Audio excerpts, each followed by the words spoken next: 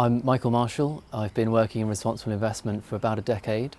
I'm currently Director of Responsible Investment at LGPS Central Limited, which is an asset pool allowing 9 pension funds in the UK to pool their assets. And my job at the pool is to integrate responsible investment into all our asset classes and place responsible investment at the heart of our investment process. We thought it looked like a great event for a two-way dialogue. We were keen to learn and absorb as much about impact investing as we could, what kind of return streams are available from impact investing, how do you measure impact, what does impact look like alongside other asset classes in a pension fund portfolio. But equally we were keen to share our perspectives on impact investing, the state and the maturity of the market at the time. There are very few impact investing events available. This one was focused exclusively on impact investing. For many events it's a sideshow or one presentation among many. It had very eminent speakers and it had an educational and informative purpose primarily rather than a product selling one. My main takeaway from the 2018 event was the size of the audience, the level of demand for information about impact investing and how engaged the audience were. I haven't had so many tricky and insightful questions before on a panel. For us, impact investing is the intentional allocation of capital to assets that should deliver a financial return and a societal or environmental return.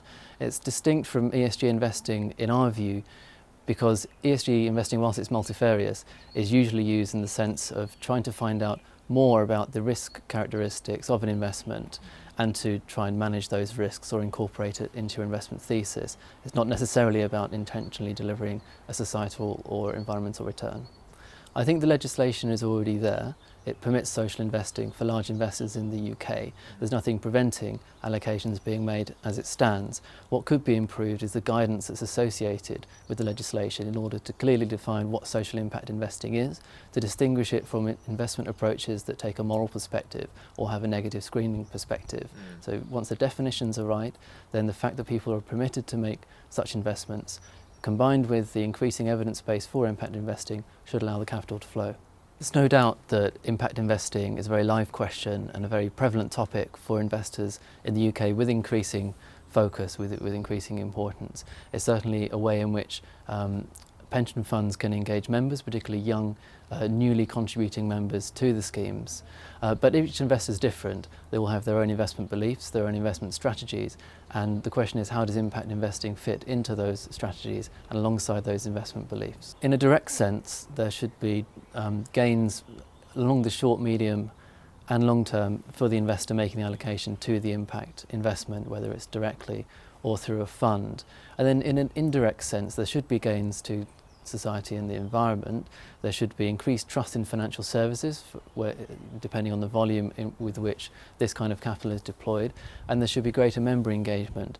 There is evidence to suggest, survey evidence, that younger scheme members who perhaps don't have that propensity to save that more mature pension fund members do, would be more willing to put away capital for their retirement were there to be an impact lens on the investment. Things are changing very rapidly in this space. We attended in 2018 and we intend to do the same in 2019 because we want to update our stock of knowledge about impact investing, what it looks like, how it fits alongside other asset classes, other types of investment within a pension fund context. And we're looking for increasing stocks of evidence that tells us about the kinds of returns and risks that are associated with impact investing. The Pensions for Purpose event should break the issues down into what matters for investors. And so I think a lot of the scepticism or the reason people are sitting on the fence is that they don't quite believe that impact can be achieved, or they don't quite believe there's an evidence base for the returns you can achieve through impact investing. So the Pensions for Purpose event is educational, informative, and it should be breaking down those kind of barriers and myth busting, and I think that can only be useful to someone that's looking to increase their knowledge state about impact investing.